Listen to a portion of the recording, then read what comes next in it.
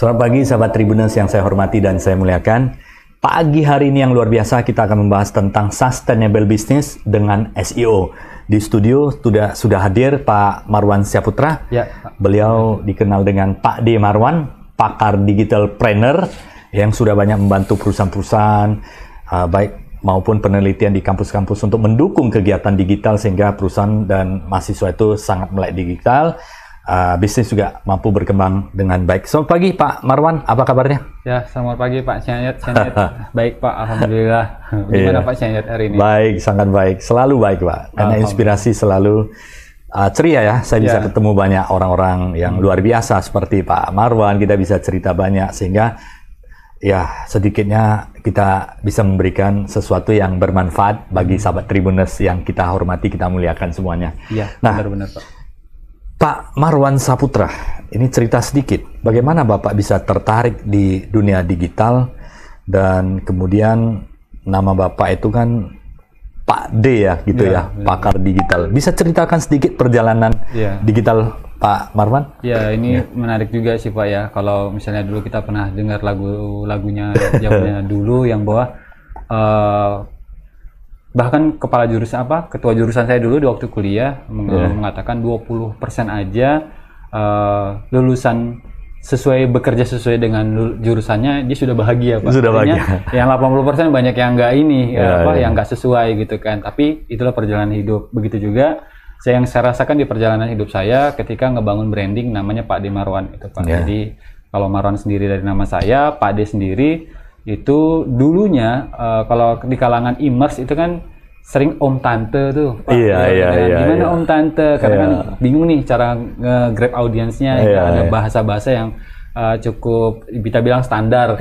Kalau kayak sekarang juga misalnya Kak gitu kan Pak, kita semua dipanggil Kak, nggak ada om tante, semua kakak gitu kan. Sehingga saya mencari positioning kalau orang, karena saya pemain baru dulu ya, karena saya tahun 2015 Pak baru kecimpung di dunia digital.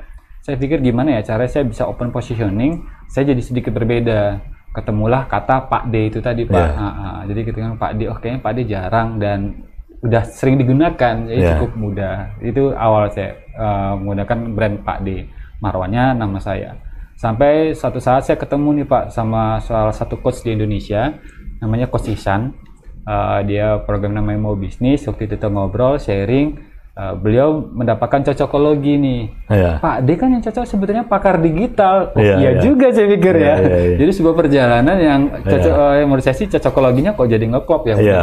Ketika saya di bisnis digital, kemudian saya dulu cuma pikirnya Pak D biasa saja dalam falsafah Jawa. Pak D itu artinya Bapak Gede. Tahu-tahu ketemu dengan Coach Ihsan, saya dapat ilmu baru. Beliau kan harusnya bisa pakar digital. Iya juga ya, hingga brand itu semakin kuat. Klop gitu jadinya ya. Nah, balik tadi yang tadi, sebenarnya background saya itu arsitek sih Pak. Jadi, arsitektur. Saya ngebangun, saya kuliah lulusan dari Universitas Islam Indonesia di Yogyakarta. Kemudian sewaktu gempa di Jogja, saya diminta kembali untuk ke Medan. Orang tua saya khawatir karena waktu itu saya ngungsi di Solo. Saya bilang pulang deh ke Medan. Kemudian saya pikir apa ya saya mau jalanin kan Pak. Akhirnya saya harus memulai dari nol kembali. Perlahan-lahan saya bangun brand konsultan arsitek saya tahun 2009. Tapi lagi-lagi saya nggak punya ilmu Pak, anak muda dulu Pak. Jadi semuanya serba one man show, kayak parfum Pak. Jadi semua saya kerjain sendiri gitu kan. Sehingga akhirnya saya anak muda hajar aja. Penting semangat ya. Ya ilmunya ilmu jalanan gitu kan Pak. Nggak paham sebetulnya pebisnis juga harus di mentoring, harus di coaching, harus diajarin lah, harus punya guru di sana. Sehingga guru saya waktu itu benar-benar jalanan. Dan waktu itu belum era digital Pak, masih zaman dulu itu konvensional, iklan, misalnya iklan di Tribun, iklan di surat kabar lainnya itu kan ya udah sambil nunggu gitu kan Pak. Jadi kebetulan tapi di bisnis saya itu alhamdulillah lebih banyak dari mulut ke mulut gitu Pak. Jadi saya waktu itu tidak menggunakan sistem beriklan, lebih ke ketika satu konsumen saya puas dia akan merekomendasikan. Dari sanalah bisnis saya itu waktu itu naik. Nah, kegagalan saya dalam membangun bisnis ini waktu itu Pak, saya nggak tahu sebetulnya ternyata bisnis itu... Sedikit Pak, Pak D. Marwan, bisnis apa waktu yang pertama sekali ya Pak? Konsultan arsitek Pak. Arsitek ya? Iya, waktu itu dari mulai saya sendirian dan kantor saya sehari-hari Starbucks, Pak. Jadi ngopi. Karena mobile sambil kerja. Dapat musik gratis, bisa ngopi, modal ngopi, terus bisa relax di sana. Ya, relax ya. Benar-benar akhirnya saya ngedesain bisa dengan baik. Terus pelan-pelan punya kantor. Waktu itu sempat dulu namanya Podomoro kan Daily Grand City, Pak. Waktu itu saya udah namanya Daily Grand City. Saya di sana. Kemudian kita pindah karena waktu itu mau di take over ya, kepemilikan, pindah ke Palladium, Pak.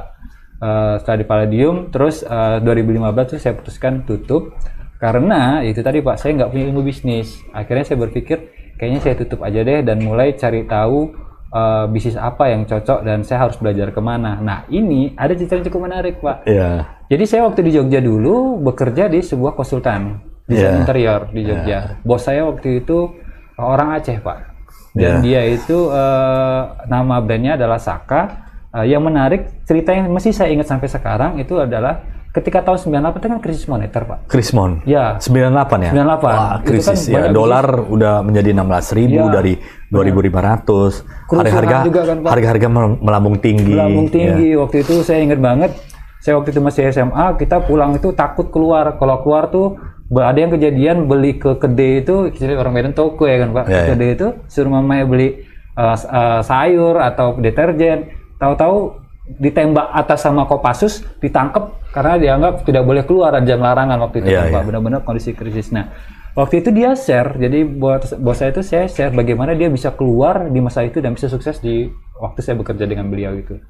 Jadi dia bilang, sebelum krisis moneter dia kerja di bagian ekspor, Pak, ekspor furniture. Jadi kan waktu itu dia bilang duitnya cukup banyak karena kan ya secara kurs juga udah banyak dan pesanan keluar juga per kontainer kan, Pak. Jadi makin bertambahlah omsetnya. Jadi waktu ke 98 dia tutup, bisnisnya nggak bisa bisnis apa-apa, tapi duit dia banyak, Pak. Oke. Nah, jadi dia berpikir saya harus bagaimana ya? Dia punya pemikiran waktu itu. Dia berpikir, dia waktu di Jakarta, Pak, dia pikir Indonesia ini pasti secara trendsetter itu paling nggak ketinggalan dibandingkan Amerika, dibandingkan luar negeri, dia bilang, dengan Eropa ataupun Amerika. Sehingga dia berpikir kalau saya bisa jalan-jalan, saya punya duit, saya bisa jalan-jalan, cari inspirasi bisnis apa yang di sana lagi uptrend, dibawa ke Indonesia, Sulawesi, Jakarta, pasti kalaupun di sana udah basi, di Indonesia itu masih hype, dia bilang gitu. Nah, itu dia memutuskan untuk keliling, duit itu dipakai untuk keliling. Dia dapat inspirasi, dia balik buat konsultan interior. Itu yang membuat dia besar sampai sekarang. Cabangnya sudah di Bali dan kliennya sudah go internasional. Nah, hal itu yang saya ingat di tahun 2015, Pak. Sehingga saya pikir kayaknya saya bisa menggunakan strategi yang sama. Saya tutup bisnis saya belajar bisnis benar-benar nih, Pak. Saya cari mentor, saya belajar ilmu apa sih yang sebenarnya harus saya pelajari terlebih dahulu. Nah, saya ketemu ternyata dalam bisnis itu kayaknya ilmu marketing yang paling penting, Pak, ya, menurut saya. Kenapa? Karena tidak ada bisnis berjalan kalau nggak ada yang ngejualan kan, Pak. Marketing nggak ada ya nggak bakal jualan. Sebagus apapun produknya, sehebat apapun daya tahan secara finansial, kalau nggak ada yang ngejualin produknya, nggak ada marketingnya, nggak bakal jalan. Sehingga itu waktu itu saya berpikir, wah kayaknya marketing deh. Dan ajaibnya 2015, waktu itu kan berdarah-darah juga itu, Pak. Banyak UKM itu, jadi saya punya kumpulan komunitas UKM itu semua yang, karena kan masih konvensional, Pak. Saya belum kenal mereka yang bermain di era digital. Misalnya mereka yang jualan ponsel, mereka ada yang jual laundry, macam-macam itu pada bilang omset turun. Tapi yang saya lihat di era digital, ketika saya buka Facebook, buka Instagram, saya ngeliat kok banyak yang sukses ya. Seperti kita tahu ada Dewa Eka Prayoga, ada Rico Huang, atau para praktisi internet marketing lainnya. Jadi saya berpikir sebetulnya apa yang sedang terjadi. Jadi waktu itu saya telah lihat, menurut saya waktu itu sebetulnya bukan daya beli masyarakat yang turun. Ternyata terjadi perubahan, pergeseran dari mereka yang kemarin konvensional secara offline, mereka jadi go digital ternyata. Ya, dari sanalah awal mula ketertarikan saya. Kayaknya saya harus belajar tentang marketing, spesialisnya tentang digital. 2 tahun saya belajar, Pak, 2015 sampai 2017. Kemudian dari sana saya mulai memberanikan diri membranding, Pak.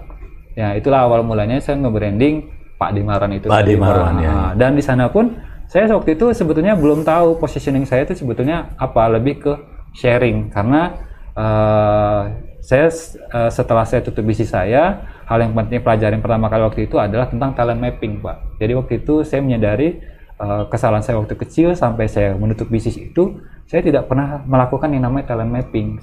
Sehingga saya tidak tahu kekuatan terbesar saya sebetulnya dianugerahi Tuhan tuh di wilayah mana sih sebetulnya peranan saya. Nah, waktu saya ikut talent mapping, salah satunya dengan metode Steven, saya tahu saya tipe intuiting. Nah, itu kan rata-rata marketing dan bisnis tuh Pak. Memang nggak cocok jadi karyawan. Waktu itu dibilang kamu harusnya menjadi pebisnis, kalau at least kamu ya marketingin aja, karena seorang intuiting itu memang peranannya di sana. Dan intuiting itu bahasa kebahagiaan dia adalah berbagi Pak. Sehingga 2017 itu saya lebih banyak sharing-sharing di komunitas. Jadi sharing apa saya tahu di sana tanpa bayaran sama sekali. Nah, kemudian dari sana kok makin banyak ya yang akhirnya butuh kebutuhan untuk mereka menjadi partner, menjadikan saya partner untuk membantu go digital bisnis mereka. Nah, di sana saya ngebangun Pak bisnis saya yang khusus di digital marketing namanya Bima Channel.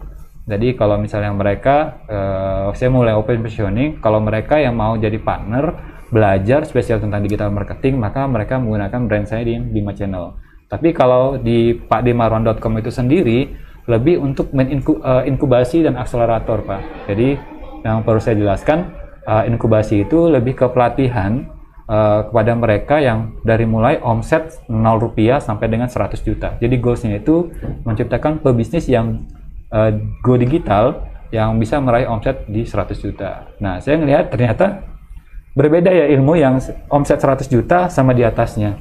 Makanya saya bikin lagi kelas namanya akselerator. Akselerator itu lebih mereka yang sudah mencapai 100 juta naik kelas ke level 1 miliar. Kira-kira gitu Pak perkenalannya, semoga nggak panjang ini. Mantap. Terjadi perubahan ya 2015, Bapak tinggalkan yang studi yang pernah Bapak pelajari, arsitektur, dan kemudian change ke digital karena Anda melihat potensi digital yang luar biasa. Dan terbukti Pak, selama pandemik ini kan transfer ke digital itu luar biasa sekali. Kita tak bisa kemana-mana, tetapi yang menghubungkan kita di seluruh dunia adalah digital. Gitu. Ada cerita menarik tuh Pak, visual kemarin 98. Jadi saya mau sharing. Jadi saya punya teman, waktu itu dia ngebantuin sebuah kafe di kalau Parapat ke atas, apa dekat Siborong-Borong tuh Pak, Balige. Di Balige. Jadi waktu itu biasa sebelum COVID itu kan ya konvensional kan Pak, kalau bisa orang datang kemudian makan dan minum. Ketika jadi COVID kan muncul regulasi tidak boleh tuh ada PSBB, nggak boleh mereka itu datang. Problem nih kan Pak, artinya gimana nih supaya mereka survive di bisnis yang sama begitu kan Pak. Jadi waktu itu saya bilang sebetulnya di dalam bisnis ketika orang menentukan omset mereka lupa sebuah aset berharga itu yang namanya database. Jadi saya bilang kan, loh Bang, abang kan udah lebih dari 1 tahun database itu dikumpulkan nggak? Sempat Pak deh. Sempat waktu itu dikumpulkan tapi 1 tahun terakhir. Oh gitu. Jadi gimana Bang? Nah itu dia cerita waktu itu saya jalannya apa yang Pak Ade bilang. Waktu kita bingung kita mau apa, stuck berapa bulan, dia ngumpulin data terus inget. Jadi saya bilang sebelum kita geser ke omset dan profit, sebetulnya itu kan wilayahnya database dulu. Database ini yang kita bakar, yang kita geser dia dari dingin, panas, sampai dia mau bertransaksi sama kita, apalagi yang mereka sudah pernah berkunjung ke coffee shop itu. Mulai mereka main WA marketing Pak. Jadi di WA-in untuk reminder, ngingetin, greeting gitu kan Pak, terus closing, kita masih buka. Jadi mereka kan yang masih eksis lah masih eksis gitu kan Pak. Dan akhirnya mereka survive Pak. Di era COVID itu. Mereka hidup akhirnya selama pandemi ini mereka balik lagi Pak. Balik lagi dan akhirnya bisa nutupin operasional gitu Pak. Jadi masa COVID. Ada yang paling ajaibnya lagi Pak, satu brand yang menjadi partner saya namanya brandnya Posi Pak. Jadi dia itu Pekan Olimpiade Sains Indonesia. Itu yang pertama di Indonesia. Jadi sistem bisnis dia waktu dulu menyewa tempat nih Pak, hall, gor. Kemudian dia bikin kayak IO gitu lah Pak, bikin IO spesialis tentang mereka Olimpiade Sains.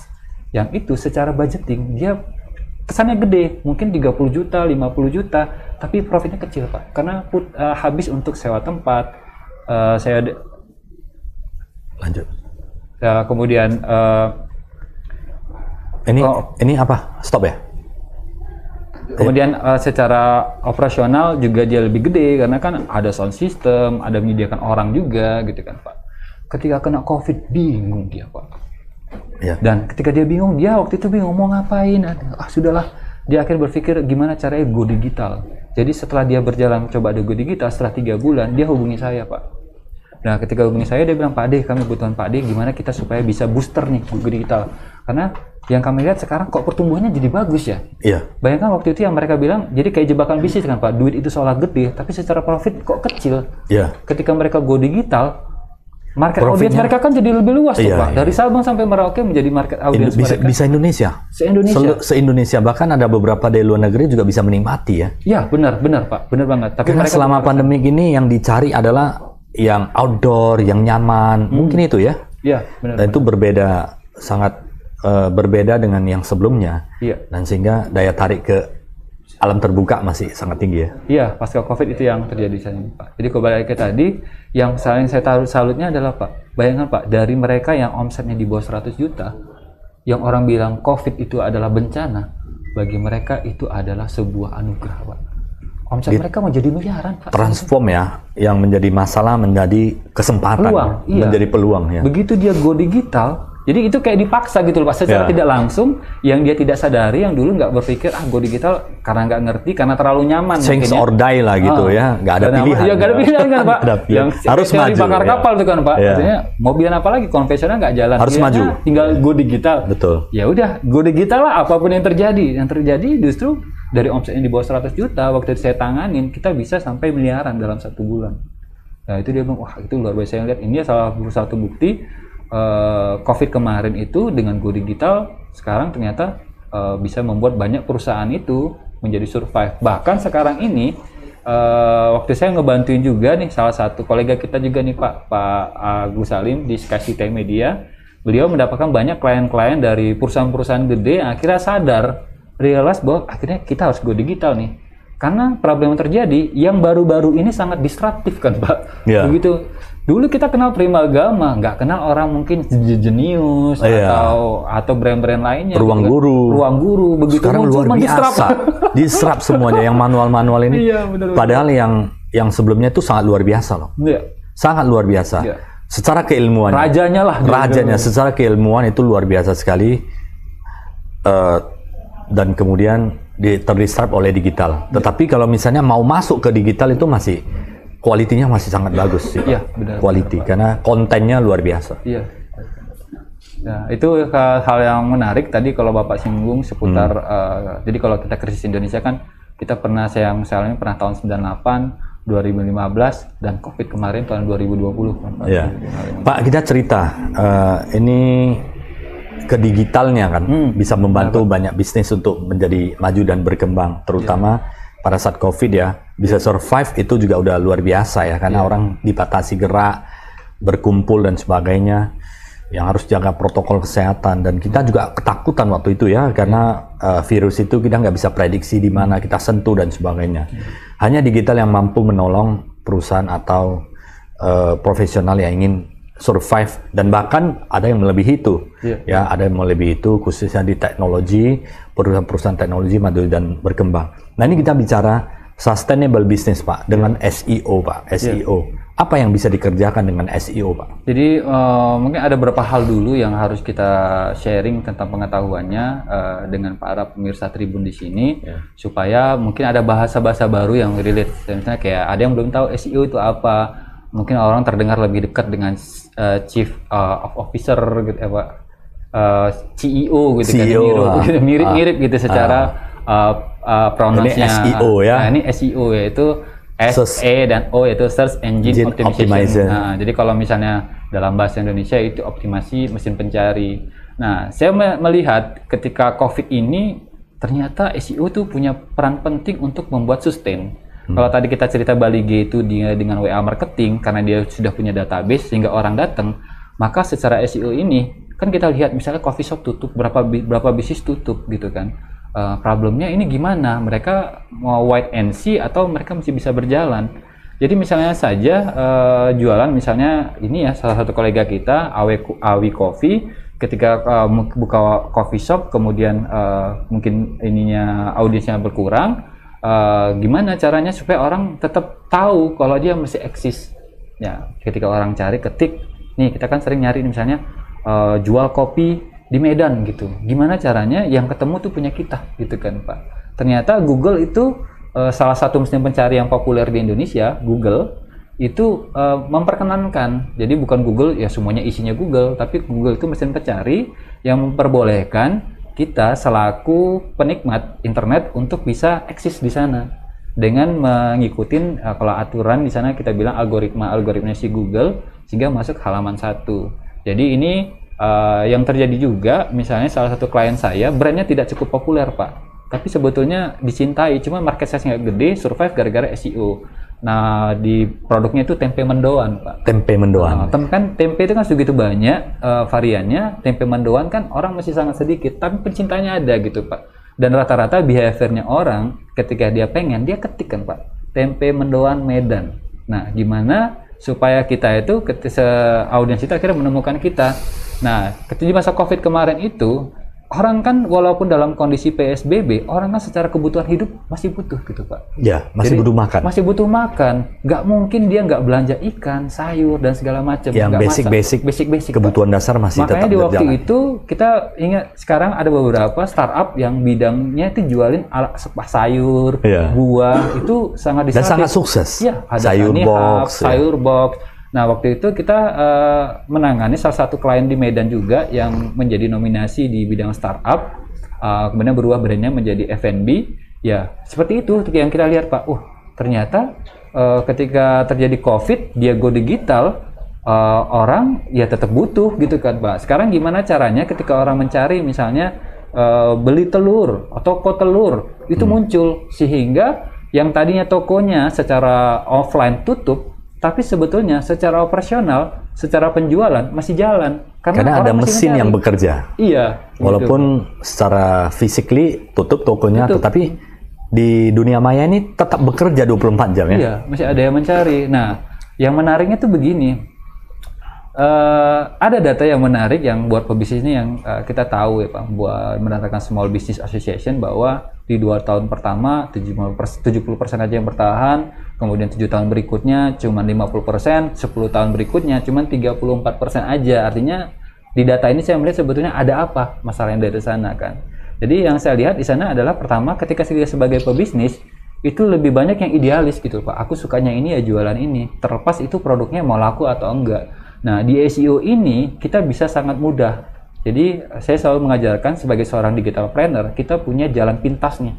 Kalau kita mau mulai bisnis, bisa kita bilang kayak buka bisnis langsung laris gitu kan. Bagaimana? Pertama kita harus abaikan ego kita dulu, kita mulai cari bisnis yang itu benar-benar dibutuhkan orang. Nah, di SEO ini kita bisa ngeriset di produk ini berapa banyak sih pencarian dalam 1 bulan. Produk ini berapa banyak sih pencarian dalam 1 bulan. Nah, setelah kita tahu data mana yang paling tinggi, kita gimana caranya masuk di halaman 1 pencarian. Karena volumenya itu memang sudah valid. Jadi ketika orang mencari, ketemu punya kita, itu tinggal bagaimana cara kita meng-closingnya. Nah, yang menariknya, SEO ini adalah bagian dari inbound marketing kan Pak. Jadi kan kayak pom bensin gitu. Orang butuh, kita cuma tinggal duduk aja, orang udah datang dengan sendirinya. Karena orang memang butuh dan udah pasti beli pom bensin kan, diisi bensin. Gak mungkin orang ketika ke pom bensin mau motokopi gitu. Jadi sama kayak misalnya beda dengan outbound kan, kita harus door to door nih Pak. Door satu ke pintu, misalnya ada 10 rumah, belum tentu 10-10-nya mau beli produk kita. Beda kalau dengan SEO ini, mereka akan mencari. Sudah 50% lebih by data, itu mereka pasti closing. Pasti mereka mau transaksi karena mereka memang mencari. Jadi saya melihat ternyata di masa COVID kemarin SEO ini cukup ngebantu sebuah bisnis menjadi benar-benar sustain. Gitu, Pak. Secara simpel Pak, bagaimana supaya kita menjadi top search atau di halaman pertama dengan SEO nih Pak? Supaya bisa memberikan wawasan dan edukasi yang mengenai SEO ini ke sahabat Tribuners yang kita hormati, kita muliakan. Jadi Google ini cukup baik ya Pak ya. Jadi banyak fitur-fitur yang dia gratis. Untuk para UKM ini kan yang pemula, yang punya keterbatasan dana, itu jadi sangat dimudahkan. Gratis dan mudah. Dalam artian ketika gimana ya caranya masuk? Google tuh menyediakan sebuah fitur namanya Google Business. Jadi di Google Business itu kita bisa buat kalau kita nggak punya toko, jadikan aja tempat di mana rumah kita sebagai tokonya, sebagai tempat kita berbisnis, dan mulai ya tinggal tulis aja kita mau sebagai apa di sana. Apakah mau jual misalnya laundry, apakah jual makanan, jual madu, atau jual laptop, atau jual mobil, kita tinggal buat di sana. Nah, itu disebut dengan local SEO. Jadi ketika kita mau buat itu sangat mudah. Ketika orang mencari misalnya jual kopi di Medan, itu bisa Awi Coffee ini muncul dengan cara melalui Google Business. Nah, problemnya di Google Business ini sifatnya karena dia lokal. Kalau saya misalnya ketik toko kopi atau saya cari jual kopi di Pekanbaru, maka yang muncul ya memang yang di Pekanbaru. Yang di Medan nggak bakal muncul. Jadi buat yang di Medan mau extend marketnya ke sana, maka yang harus dia lakukan adalah dia harus, jadi yang bisa masuk halaman 1 itu semua yang berbasis web, Pak. Selain tadi lokal, ya sifatnya lokal, kalau dia mau audiensnya nasional ataupun internasional, dia harus punya yang namanya website. Kalau dia misalnya punya keterbatasan punya website, Google punya solusi yang sekarang lagi on fire nih, Pak, YouTube. Kamu nggak perlu tahu bagaimana cara ngebuat website, optimasi YouTube aja itu bisa masuk ke halaman 1. Kemudian, wah, YouTube ribet, butuh perlengkapan dan segala macam. Jangan takut, sosial media, misalnya seperti Facebook dan Instagram, itu bisa kita optimasi supaya masuk ke halaman 1 pencarian. Nah, itu Pak, aset-aset yang harus kita miliki untuk bisa masuk ke halaman 1. Dan di dalam SEO nih, Pak, apakah perlu seperti biaya-biaya? Ya. Yang harus kita investasi untuk bisa kita istilahnya iklan lah, Pak. Ya, benar, Pak. Jadi kan kebanyakan orang di SEO itu mengatakan, jadi kan SEO ini bagian dari digital marketing. Ya. Digital marketing itu ada banyak banget, ada search engine marketing. Beda SEO dengan SEM apa, Pak? Nah, itu. Jadi sebetulnya kalau saya bilang search engine marketing itu lebih ke iklan. Jadi gimana kita masuk ke halaman 1 tapi dengan iklan. Ya, jadi kalau kita lihat nih misalnya kita ketik Tribun Medan nih. Tribun Medan itu nanti di atas 3, di bawah 3 itu biasanya ada iklan. Tulisannya iklan atau kalau dalam bahasa Inggris AD. Jadi ya, ada judul kan biasanya seperti paragraf, ada deskripsi, itu biasanya ada tulisannya iklan atau AD. Nah, itu adalah menggunakan SEM. Jadi kan problemnya SEO ini nggak bisa tuh hari ini kita lakukan, kita masuk ke halaman 1. Ada beberapa ketentuan yang harus kita penuhi, baru Google memperbolehkan kita masuk ke halaman 1. Paling gampang, Google memperbolehkan adalah lewat Google Business. Dan Google Business, dan paling gampang lagi adalah ada website ya, Pak ya? Ya. Kalau tidak ada website, sahabat Tribuners, YouTube adalah solusinya. Ya, karena dengan YouTube maka akan mendukung kita di search engine akan menjadi halaman pertama. Gitu. Iya, benar. Dan juga sosial media, Pak. Jadi kalau sekarang saya sarankan sih buat para Tribuners bahwa mulai aja sih dengan YouTube ya, karena di YouTube itu gratis ya untuk kemudian pemirsanya juga sekarang sangat gede. Secara marketing dia juga menangkap semua karena video kan, Pak. Tipe audio visual dapat, auditory dapat, tipe kinestetik dapat, sehingga sangat mudah untuk menggrab audiens itu dari yang tadi dingin, panas, dan akhirnya mau bertransaksi sama kita. Ya, oke, Pak. Tidak terasa waktu sudah mendekati jam 11 juga ya. Ini supaya sahabat Tribuners bisa mendapatkan sesuatu tentang optimalisasi SEO sehingga membantu sahabat Tribuners untuk kembangkan bisnis mereka. Tips untuk meningkatkan atau menguatkan SEO apa yang harus dikerjakan, mungkin ada beberapa step dan beberapa poin yang harus diperhatikan sehingga bisa dipraktekkan oleh sahabat Tribuners. Silakan, Pak. Ini tips dari saya ya. Jadi SEO itu kan sesuatu yang dilakukan secara organik dan biasanya prosesnya memakan waktu 3-6 bulan. Sebagai pebisnis tentunya kita nggak mau dong, kita kan maunya buka bisnis langsung laris. Gimana tipsnya? Kita bisa mendapatkan cuan buka bisnis langsung laris dengan mengoptimasi mesin pencarian. Yang itu tadi kan dikatakan dengan Pak Seniat, ada SEM. Jadi selalu saya mengatakan jalankan secara paralel 2 hal ini. Jadi silakan beriklan di Google dan kemudian jalankan SEO. Nah, kan ngiklan berdasarkan kata kunci, nanti di tengah jalan setelah 3 bulan, beberapa kata kunci yang sudah kita optimasi, itu kita tidak perlu beriklankan lagi. Iklan kita sudah kita kurangin budget iklan kita, karena secara organik SEO ini sudah menggantikannya. Nah, jadi kalau tips dari saya sih itu, Pak. Jadi saya sering menyebutkan sebagai Google Marketing. Jalankan konsep Google Marketing ini dengan melakukan SEM dan SEO secara berbarengan. Seperti itu. Baik, sahabat Tribuners semuanya, Pak D. Marwan, terima kasih waktunya. Terima kasih, Pak sepertinya Seniat kita perlu sesi lanjutan lagi untuk sesuatu yang lebih detail, yang bisa step by step untuk kita berikan kepada sahabat Tribuners semuanya, sehingga kita harapkan semua pebisnis UMKM dan perusahaan-perusahaan yang sudah eksis harus bangkit ini dan jauh lebih gede lagi perkembangannya ke depannya. Besar. Jadi jangan tadi tuh Pak, jadi jangan berpikir bahwa kalau kayak aksara, kalau orang bilang aksara Cina itu kan Pak, kalau musibah itu kan sebetulnya bisa arti peluang juga, benar? Iya. Artinya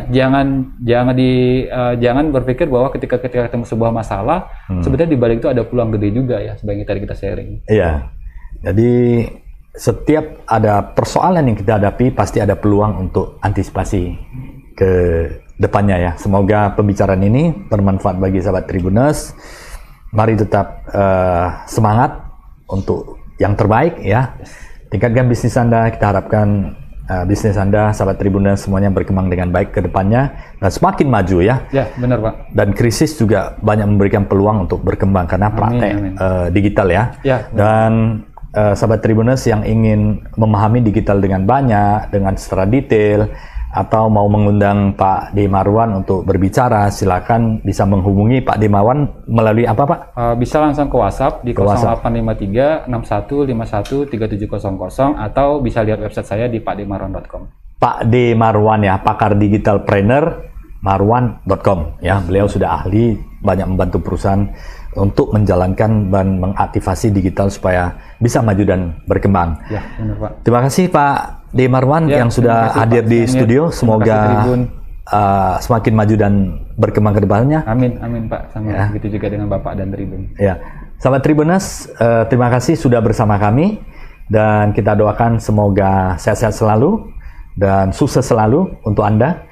Dan sampai jumpa di Inspirasi Bisnis sesi berikutnya yang selalu menarik untuk Anda. Terima kasih.